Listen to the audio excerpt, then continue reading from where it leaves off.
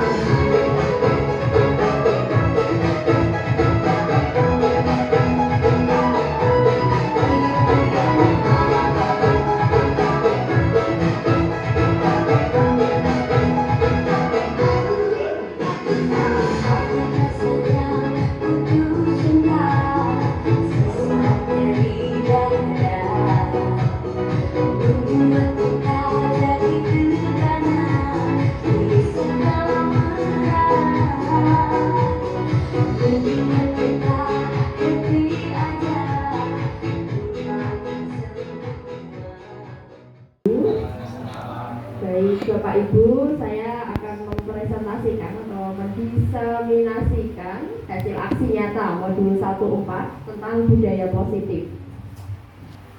Selanjutnya,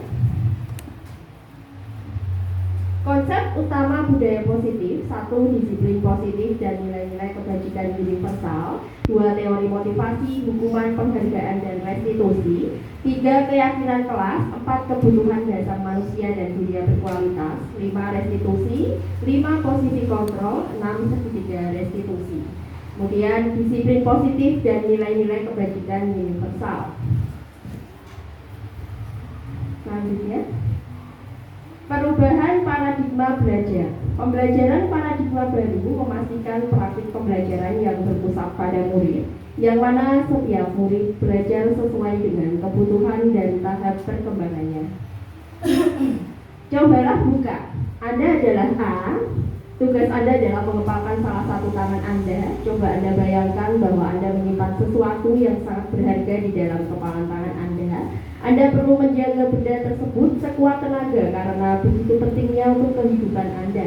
Tugas B rekan Anda adalah mencoba dengan segala cara untuk membuka kepalan tangan Anda. Teman B boleh membujuk, menghardik, mengintimidasi, memarahi, menggoda, menggelitik, bahkan menawari Anda uang agar Anda bersedia membuka kepalan tangan Anda.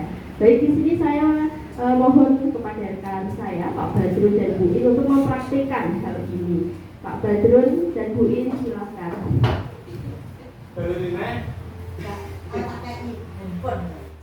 Iya, apa lagi?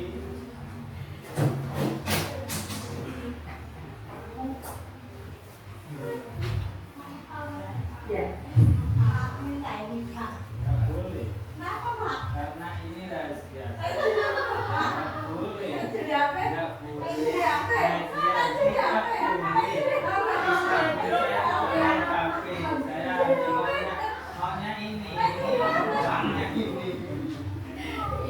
Terima kasih, tepuk tangan untuk Pak Badrun dan Bu In. Ya, di sini kita melihat bahwa Pak Badrun begitu kuatnya menggenggam kepalan tangannya hingga dengan segala bujuk rayuan Bu In, meskipun mau diberi uang, HP dan sebagainya, Pak Badrun tetap tidak mau. Dan selanjutnya, enggak, Pak Sugengnya enggak kelihatan, Bu. Iya. teori kontrol Dr. Miriam Glaser. Yang pertama adalah ilusi guru mengontrol murid. 2. Ilusi bahwa semua penguatan positif, efektif, dan bermanfaat. 3. Ilusi bahwa kritik dan membuat orang merasa bersalah dapat menguatkan karakter. 4. Ilusi bahwa orang dewasa memiliki hak untuk memaksa. Selanjutnya, nah, kita masuk ke topik disiplin. Apa itu disiplin? Saya akan bertanya kepada Pak Irfan. Menurut Pak Irfan, disiplin adalah disiplin itu adalah suatu sifat yang menuntut kita untuk mengikuti aturan yang disepakati. ya, terima kasih. Suatu sikap atau sifat untuk menuntun kita menaati peraturan yang berlaku. Kemudian selanjutnya, menurut Bu Mut, tamu undangan, disiplin menurut Bu Mut apa ya? Adalah mengikuti aturan yang ada. Oh iya, terima kasih, mengikuti aturan yang ada. Baik, pada intinya disiplin adalah sikap taat dan patuh. Selanjutnya, nah, disiplin diri dapat membuat seseorang menggali potensinya menuju kepada sebuah tujuan, sesuatu yang dihargai dan bermakna.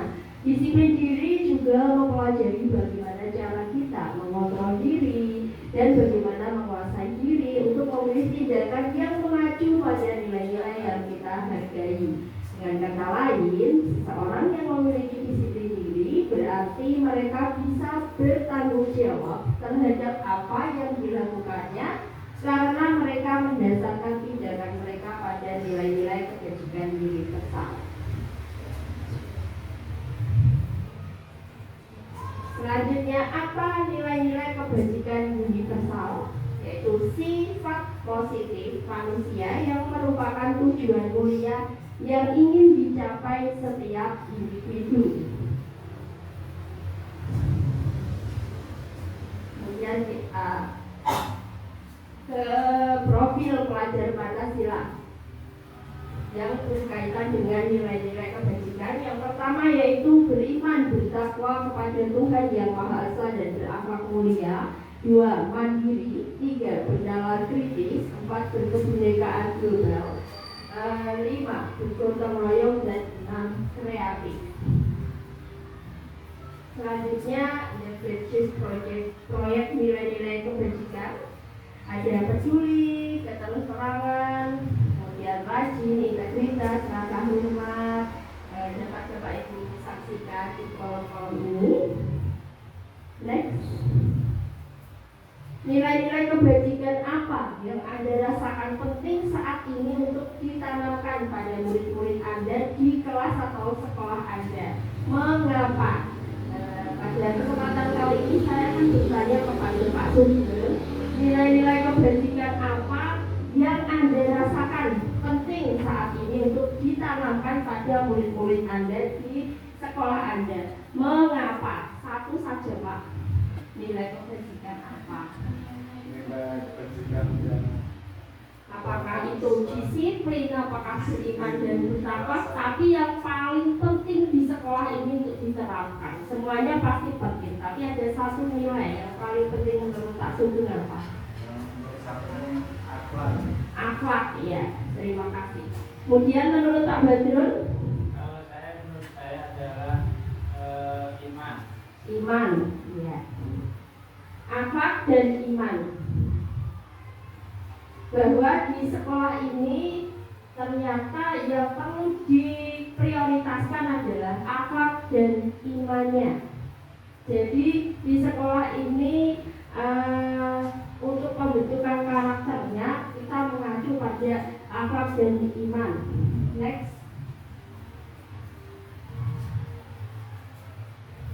Motivasi. Teori motivasi, hukuman dan penghargaan, kemudian restitusi. Motivasi perilaku manusia. Diane Gosson dalam bukunya Restructuring School Discipline menyatakan ada 3 motivasi perilaku manusia. Yang pertama yaitu untuk menghindari ketidaknyamanan atau hukuman, disebut dengan motivasi ekstrinsik. 2. Untuk mendapatkan imbalan atau penghargaan diri dari orang lain, disebut dengan motivasi ekstrinsik. Kemudian yang ketiga yaitu untuk menjadi orang yang mereka inginkan dan menghargai diri sendiri dengan nilai-nilai yang mereka percaya, disebut dengan motivasi intrinsik. Selanjutnya, sebagai pendidik, tujuan kita adalah menciptakan anak-anak yang memiliki disiplin diri sehingga mereka bisa berperilaku dengan mengacu pada nilai-nilai kebajikan universal dan memiliki motivasi intrinsik, bukan ekstrinsik. Jadi motivasi dimulai dari diri sendiri. Selanjutnya, hukuman, konsekuensi, dan restitusi. Bapak Ibu semua, apa yang dimaksud hukuman, konsekuensi, dan restitusi? Tentunya silakan diperhatikan untuk slide selanjutnya. Nah, perbedaan dari hukuman, konsekuensi, dan restitusi. Kalau hukuman itu adalah sesuatu yang menyakitkan, yang harus terjadi, kemudian konsekuensi sesuatu yang harus terjadi, restitusi merupakan pilihan. Kemudian hukuman tidak nyaman untuk murid atau anak untuk jangka waktu panjang. Konsekuensi tidak nyaman untuk murid untuk jangka waktu pendek. Kemudian restitusi yaitu korban mendapatkan ganti. Hukuman, korban mendapatkan keadilan. Konsekuensi, murid atau anak dibuat tidak nyaman. Restitusi, murid atau anak mendapatkan penguatan. Kemudian hukuman, Perilaku pasif agresif meningkat, konsekuensi penguatan hanya bertahan dalam jangka waktu pendek, restitusi masalah terpecahkan. Jadi pada intinya hukuman intinya adalah sesuatu yang menyakitkan yang terjadi pada anak. Misalkan anak tidak mengerjakan PR, lalu bapak ibu menyuruh anak untuk berkeliling lapangan sebanyak 100 kali. Nah, itu termasuk dalam kategori hukuman.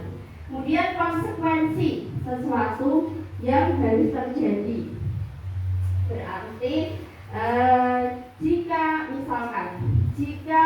ada anak sedang menumpahkan air ke dalam lantai, lalu anak tersebut membersihkan lantai. Nah, itu termasuk dengan kategori konsekuensi. Kemudian restitusi itu cara guru untuk mengembalikan nama baik anak ketika sudah melakukan kesalahan. Nah, itu namanya restitusi. Selanjutnya, lanjut. Hukuman, nah ini hukuman bersifat tidak terencana atau tiba-tiba. Hukuman bersifat satu arah dari pihak guru yang memberikan dan murid hanya menerima suatu hukuman tanpa melalui suatu kesepakatan atau pengarahan dari pihak guru. Baik sebelum atau sesudahnya, hukuman yang diberikan bisa berupa fisik maupun psikis. Murid atau anak disakiti oleh suatu perbuatan atau kata-kata. Ini termasuk hukuman. Selanjutnya, konsekuensi yaitu sementara disiplin dalam bentuk konsekuensi sudah terencana atau sudah disepakati. Misalkan di kelas tersebut sudah mempunyai peraturan atau keyakinan kelas, maka sudah dibahas dan disetujui oleh murid dan guru tentunya. Umumnya bentuk-bentuk konsekuensi dibuat oleh pihak guru dan murid sudah mengetahui sebelumnya konsekuensi yang akan diterima bila ada pelanggaran. Selanjutnya, nah sekarang Bapak Ibu coba kita analisis bersama-sama tindakan guru di bawah ini, apakah termasuk hukuman atau konsekuensi. Yang pertama, mencatat 100 kali di dalam buku kalimat, saya tidak akan terlambat lagi karena terlambat ke sekolah. Hukuman atau konsekuensi? Hukuman. Yang kedua, lari mengelilingi lapangan basket 2 kali karena terlambat hadir di sekolah. Hukuman. Murid diminta untuk push up 15 kali karena tidak menggunakan masker ke sekolah. Hukuman lagi. Menggantikan kertas tugas teman yang telah dicoret-coret. Konsekuensi. Membersihkan tumpahan air di meja tulis karena tersenggol. Konsekuensi. Murid disuruh untuk mengenakan sepatu seharian di sekolah karena tidak mengenakan sepatu hitam. Murid disuruh untuk mengenakan sepatu seharian di sekolah karena tidak mengenakan sepatu hitam. Maksudnya murid disuruh untuk mengenakan sepatu seharian di sekolah. Seharian berarti sampai sore karena tidak mengenakan sepatu hitam. Lari mengelilingi lapangan basket 2 kali karena terlambat 10 menit untuk pelajaran PJOK. Nah, kita lihat jawaban Bapak Ibu, apakah betul apa salah.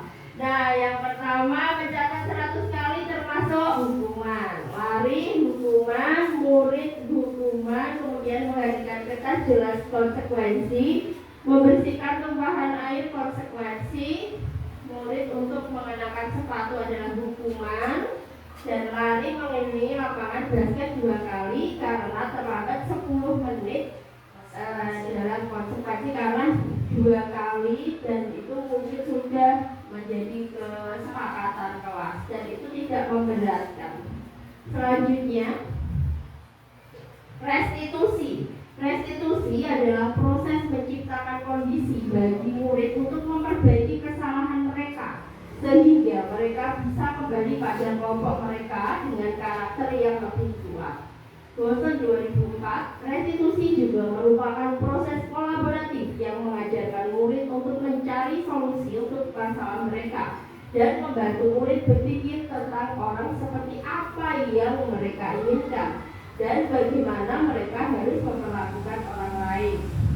Nelson Gossen 1996. Restitusi sebuah cara menanamkan disiplin positif pada murid. Bapak Ibu bisa melihat di layar bahwa restitusi bukan untuk menebus kesalahan, kemudian restitusi itu memperbaiki hubungan, kemudian restitusi adalah tawaran untuk melihat ke dalam diri, mencari kebutuhan dasar yang mendasari tindakan, cara paling baik, kemudian fokus pada karakter bukan tindakan, menguatkan, fokus pada solusi dan mengembalikan murid yang berbuat salah pada kelompoknya. Selanjutnya, keyakinan kelas. Nah, keyakinan kelas di sini, mengapa keyakinan kelas? Mengapa tidak peraturan kelas saja? Kira-kira mengapa tidak peraturan? Kenapa harus keyakinan? Saya ingin bertanya pada Pak Badrun, mengapa kita perlu membuat keyakinan kelas kok tidak dinamakan peraturan kelas saja? Karena kalau peraturan itu berarti harus kalau peraturan itu ada konsekuensi hukumannya. Iya. Tapi kalau keyakinan kelas itu kan biasanya kesepakatan semua kelas yang dibuat oleh semua kelas. Ya, terima kasih Pak Badrun. Jadi kalau peraturan itu nanti ada konsekuensinya. Namun kalau keyakinan itu nanti ada kesepakatan karena sudah dibuat oleh guru dan siswa di kelas tersebut. Misalkan di kelas 1 saya membuat keyakinan kelas di kelas 1 tidak boleh membuang sampah sembarangan. Kemudian yang kedua tidak mencoret-coret meja. Jadi jika ada murid saya yang mencoret-coret meja, maka saya tidak akan menghukumnya, namun kita kembali ke keyakinan kelas. Kita tanyakan kepada anak tersebut baik-baik, mengapa kamu membuang sampah di sembarangan? Nanti alasannya apa? Misalkan lupa atau sudah ingin bermain dengan teman-temannya. Nanti saya akan mengatakan, apakah kamu ingat keyakinan kelas kita apa? Jadi kita tugasnya adalah mengingatkan. Selanjutnya, bahwa menekankan pada keyakinan seseorang akan lebih memotivasi seseorang dari dalam, akan lebih tergerak dan bersemangat untuk menjalankan keyakinannya daripada hanya sekedar mengikuti serangkaian peraturan tertulis tanpa makna. Murid-murid pun demikian. Mereka perlu mendengarkan dan memahami arti sesungguhnya tentang peraturan-peraturan yang diberikan.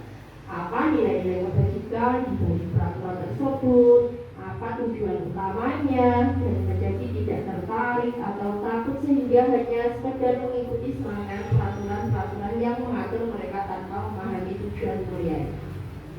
Selanjutnya, pembentukan keyakinan sekolah. Yang pertama, keyakinan kelas bersifat abstrak daripada peraturan yang lebih rinci. 2. Keyakinan kelas berupa pernyataan universal. Kemudian ketiga, keyakinan kelas senantiasa dibuat dalam bentuk positif. 4. Hendaknya tidak terlalu banyak sehingga mudah diingat dan dipahami oleh semua kelas.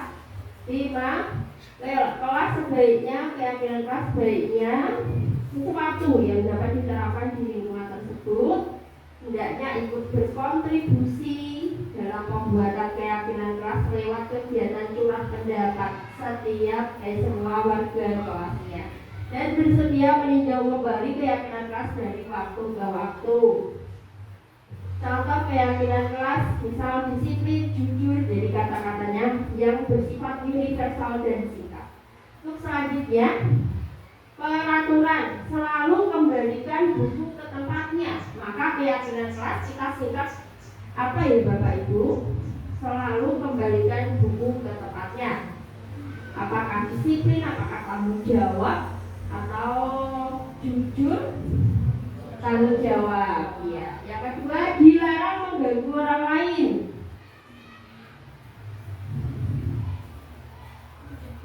Apa ya?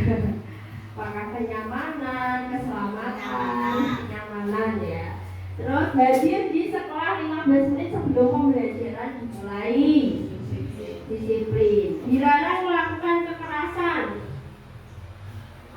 Keselamatan. Dilarang menggunakan narkoba. Iya. Bergantian atau menunggu giliran. Disiplin. Gunakan masker. Disiplin. Jangan berlari di kelas atau koridor. Keselamatan. Kita lihat jawaban. Ya. Selalu kembalikan buku ke tempatnya, tanggung jawab, kemudian dilarang mengganggu orang lain, menghormati orang lain, hadir di sekolah termasuk berkomitmen, dilarang melakukan kekerasan adalah keselamatan, dilarang menggunakan narkoba kesehatan, kemudian bergantian atau menunggu giliran, menghormati orang lain dan bersabar, gunakan masker termasuk kesehatan, jangan berlari di kelas atau koridor, keselamatan, keamanan. Selanjutnya, kebutuhan dasar manusia dan dunia berkualitas.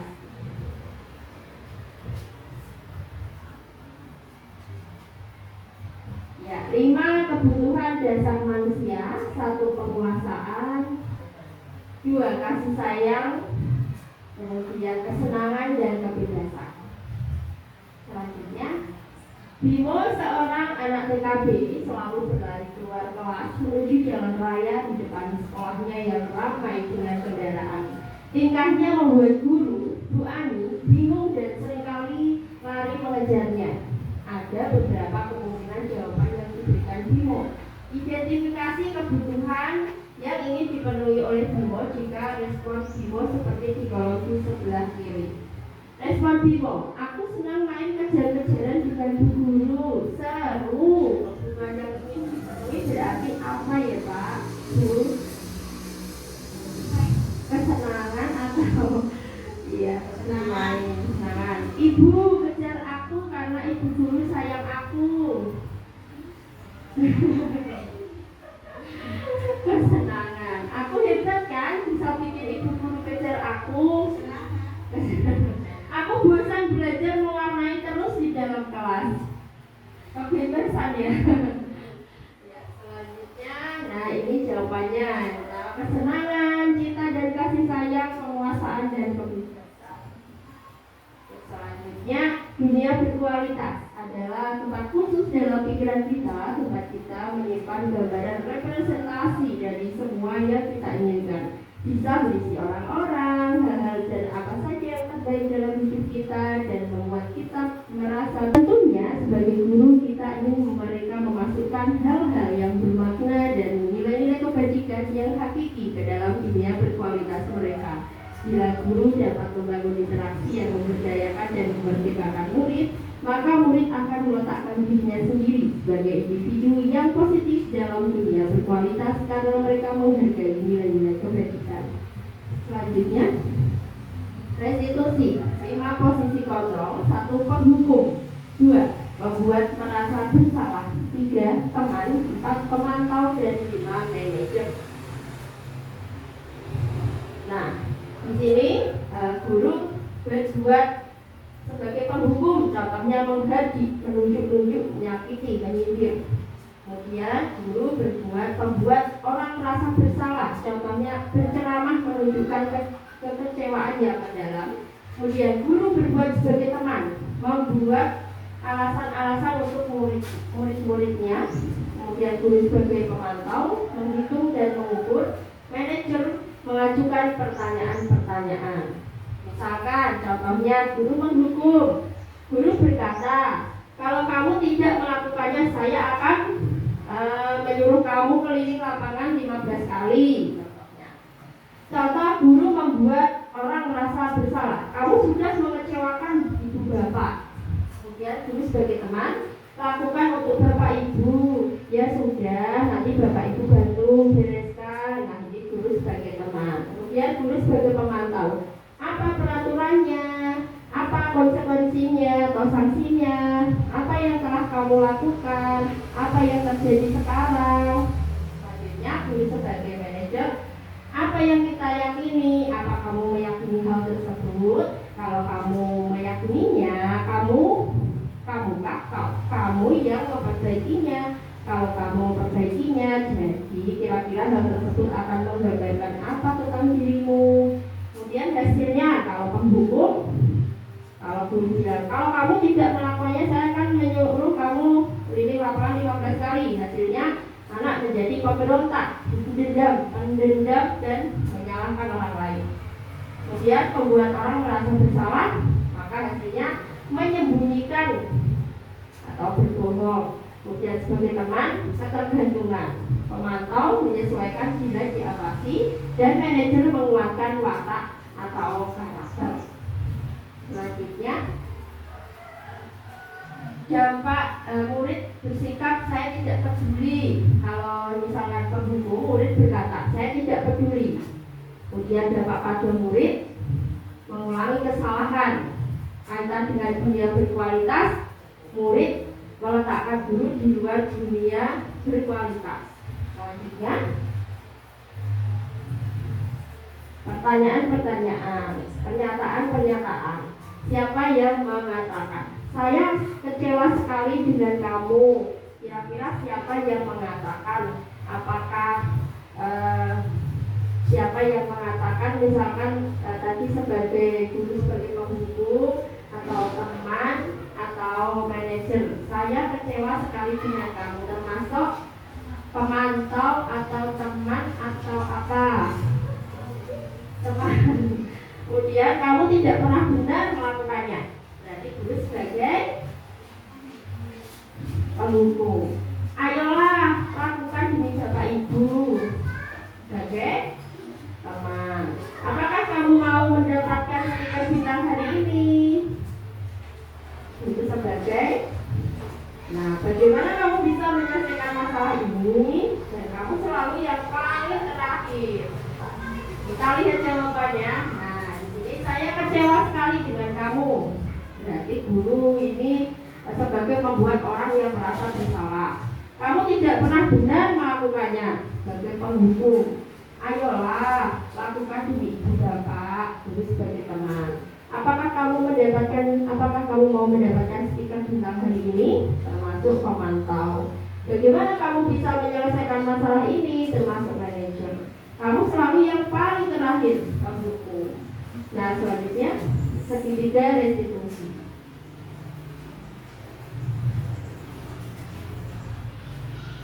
Di sini ada 3 sisi segitiga restitusi, yaitu dalam bukunya Restitution Restructuring School Discipline tahun 2001 telah merancang sebuah tahapan untuk memudahkan para guru dan orang tua dalam melakukan proses menyiapkan anaknya untuk melakukan restitusi, bernama segitiga restitusi atau restitution triangle. Nah, seperti ini. Segitiga restitusi ada menstabilkan identitas, kemudian menyatakan kenyataan, dan validasi tindakan yang salah. Selanjutnya, nah di sini gambar-gambar atau kegiatan yang sudah saya lakukan, termasuk penerapan budaya positif, ada Jumat bersih, kemudian disiplin positif. Selanjutnya, di sini ada upacara bendera kita setiap hari Senin, dan tentunya setiap HUT RI atau hari kemerdekaan kita melaksanakan upacara bendera. Ada membuat keyakinan kelas. Di sini ada sepakat bersama-sama. Selanjutnya, ya. Dan kebutuhan dasar manusia, kesenangan anak-anak juga perlu senang diajak bermain ke sekitar lingkungan. Dan ini keyakinan kelas 1 SDN 2 Patala, yaitu beach. B-nya bersikap sopan, E mengekspresikan pendapatmu, A akhlak, C cermati, H hias hari dengan senyuman. di tingkat beach. Kemudian ini penerapan segitiga restitusi ketika saya menegur murid saya. Jadi kita hanya 4 mata, tidak menegur di depan orang lain atau di depan murid-murid lain. Dan ini pembiasaan sholat duha, kemudian kebutuhan anak, mendapatkan pengajaran, dan selanjutnya semoga kita semua dapat menjadi guru yang mampu menuntun anak didik kita sesuai kodratnya, membimbing anak didik kita senantiasa melaksanakan budaya positif di sekolah dan lingkungannya agar dapat mencapai kebahagiaan yang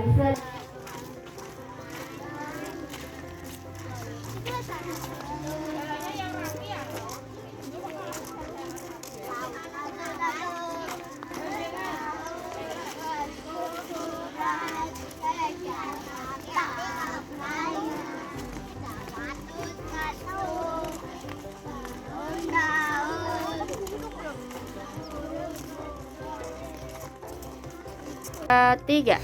Di sini teman, di sana teman, di mana-mana kita berteman. Tak ada musuh, tak ada lawan, semuanya saling menyayangi. Tidak ecek-ecekan, tidak pukul-pukulan, saling tolong dan sayang dengan teman. Tidak ecek-ecekan, tidak pukul-pukulan, saling tolong dan sayang dengan teman. Ya, tepuk tangan. Adik guru.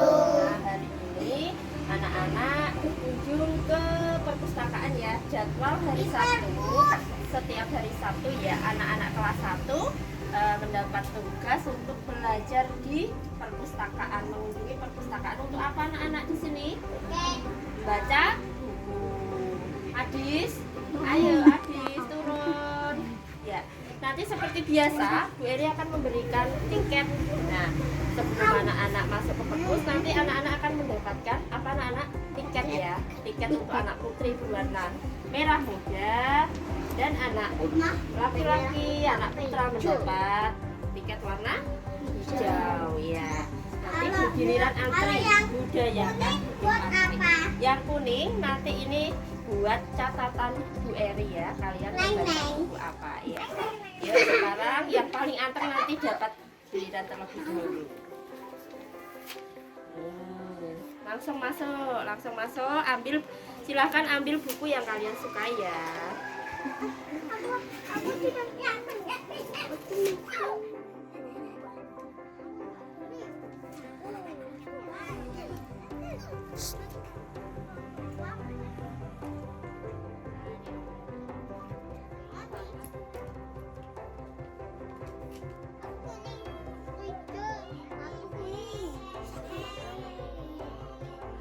Ayo maju. Ya, duduk dulu.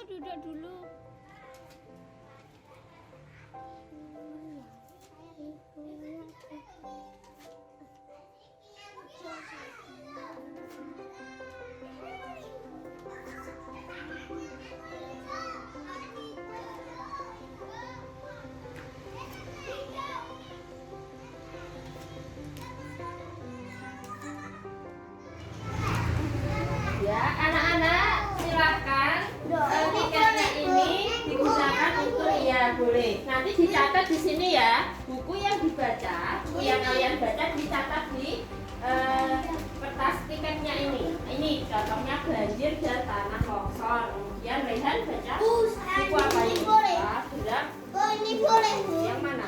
Boleh yang Boleh. Boleh. Boleh ya. Silakan anak-anak duduk yang rapi. Sudah, anak-anak duduk sini. Jangan lupa setelah mengambil buku terus membaca dan jangan lupa mengembalikan ke tempat semula. Harus ingat tempatnya tadi di mana. Are you ready to study? Silahkan membaca. Selamat membaca. Dari sana. Yo, barisnya yang rapi ya. Yang rapi. Yang rapi. Silahkan dicatat dulu judul buku yang kalian ambil. Wah,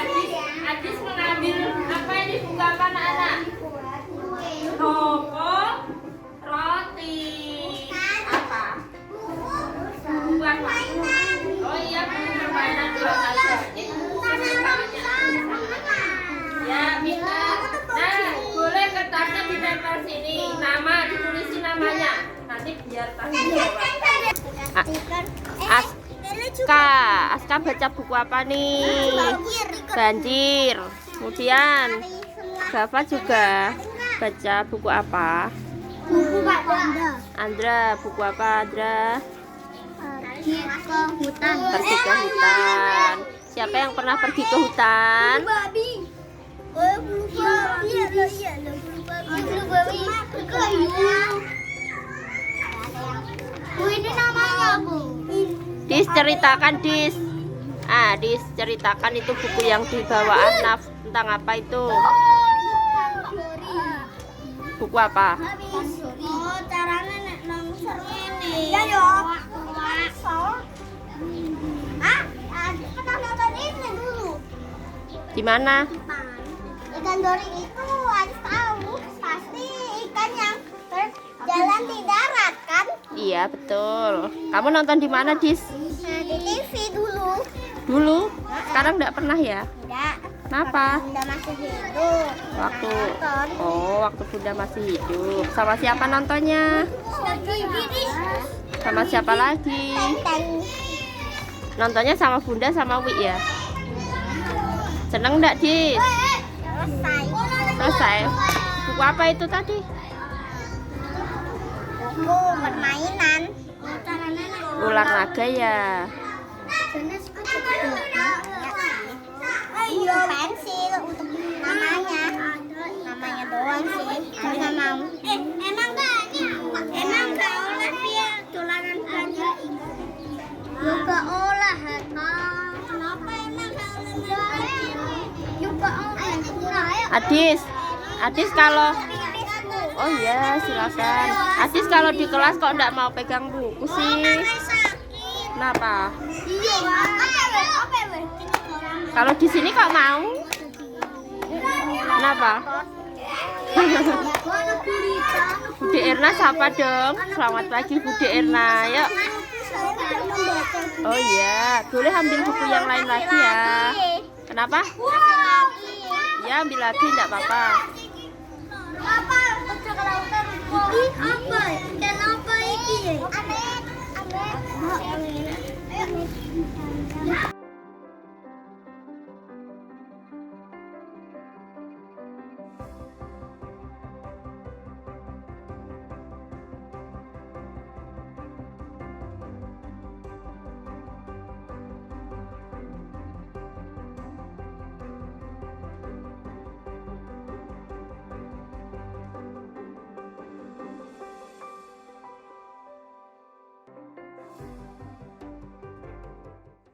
Baik, assalamualaikum warahmatullahi wabarakatuh. Saya atas nama Badrun SPD SD, guru SDN 2 Patalan, memberikan apresiasi yang sangat baik sekali terhadap budaya positif yang telah diberikan oleh Bu Eri Siswanti, CGB Angkatan 9, bahwa dari budaya positif yang diberikan Bu Eri ini sangat bagus sekali buat kemajuan SD kami dan bisa kita kembangkan bersama, kita berkolaborasi bersama untuk memajukan SD kami. Begitu yang dapat saya sampaikan. Wassalamualaikum warahmatullahi wabarakatuh. Assalamualaikum warahmatullahi wabarakatuh. Saya Siti Mutmainah, rekan sejawat dari Ibu Eri Siswanti. Saya akan memberikan umpan balik terkait diseminasi yang telah dilaksanakan oleh Ibu Eri. Bahwasanya kegiatan diseminasi ini juga mengubah cara pandang peserta tentang hukuman dan pemberian hadiah. Kedua hal tersebut umumnya sering dilaksanakan untuk membentuk sikap disiplin dalam diri murid. Selain itu, kami juga berkomitmen untuk menerapkan keyakinan kelas untuk menumbuhkan motivasi intrinsik dalam diri siswa dan melakukan segitiga restitusi dalam menangani siswa yang melanggar kesepakatan kelas atau kesepakatan sekolah. Sehingga anak yang memiliki rasa tanggung jawab dan dapat menguatkan karakter mereka setelah melakukan sebuah kesalahan. Dari kegiatan tersebut, saya banyak belajar tentang bagaimana berkolaborasi dengan teman sejawat dalam mempersiapkan sebuah kegiatan. Berkolaborasi dan berbagai praktik baik selanjutnya menjadi agenda rutin yang akan terus dilakukan agar dapat meningkatkan kompetensi guru. Paradigma pemahaman dari para peserta diseminasi mengenai keyakinan kelas dan segitiga restitusi dalam membentuk budaya positif mulai muncul. Paradigma-paradigma lama yang selama ini mereka yakini ternyata tidak sepenuhnya benar. Dari sini memunculkan komitmen dari saya dan warga sekolah lainnya untuk menguatkan paradigma-paradigma lama tersebut. Untuk mengubah paradigma-paradigma lama tersebut. Sekian, terima kasih. Terima kasih Bapak Ibu. Berikut demikian diseminasi saya hari ini tentang budaya positif modul 1.4. Terima kasih atas kehadiran Bapak Ibu semua. Semoga hari ini kita dapat mengambil manfaat dari apa yang saya sampaikan dari diseminasi hari ini. Sekian, kita tutup diseminasi ini dengan bacaan hamdalah bersama. Alhamdulillahirrahmanirrahim. Wassalamualaikum warahmatullahi wabarakatuh.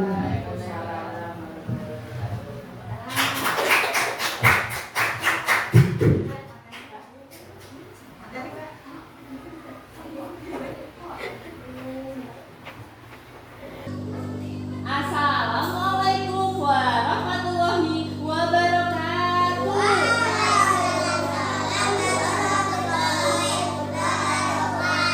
Selamat pagi anak-anak.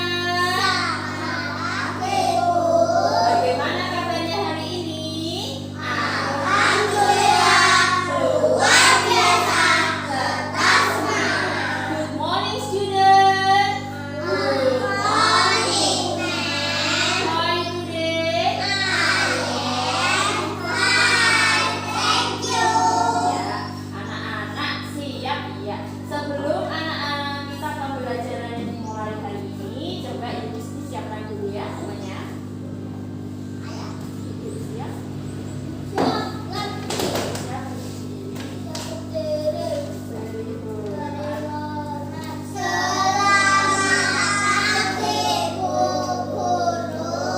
Pagi anak-anak. Pada.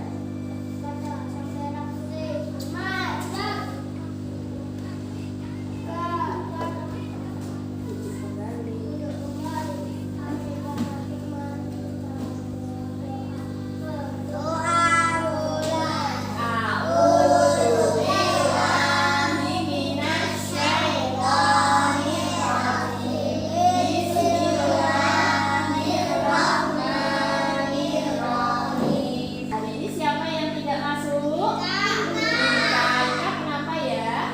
Ada kepentingan keluar? Ya, anak-anak tetap semangat hari ini. Sudah sarapan semua?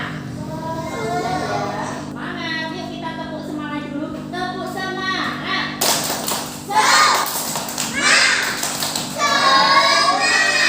Menyanyikan pelajar Pancasila 1, 2, 3. Pelajar Pancasila beriman dan bertakwa pada Tuhan yang esa dan berakhlak mulia, berkebudayaan kebangsaan. Yo anak-anak, biar tambah semangat, berikutnya gambar apa ini ya? Garuda Pancasila. Coba gambar Garuda Pancasila anak-anak. Lambang negara Indonesia adalah Garuda Pancasila. Di dada burung Garuda ini terdapat gambar apa?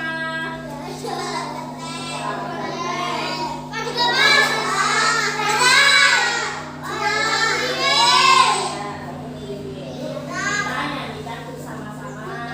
Ini namanya Pancasila. Ini namanya Pancasila. Apa makna Pancasila?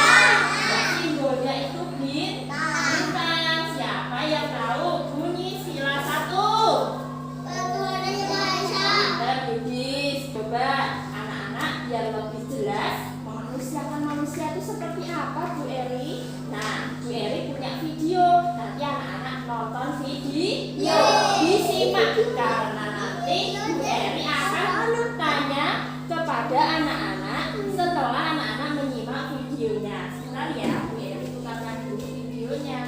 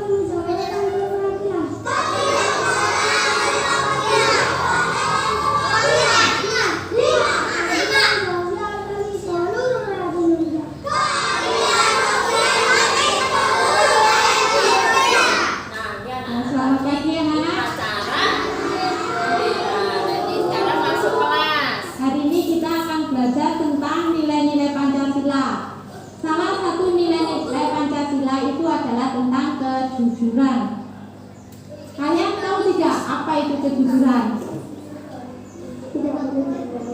Tidak boleh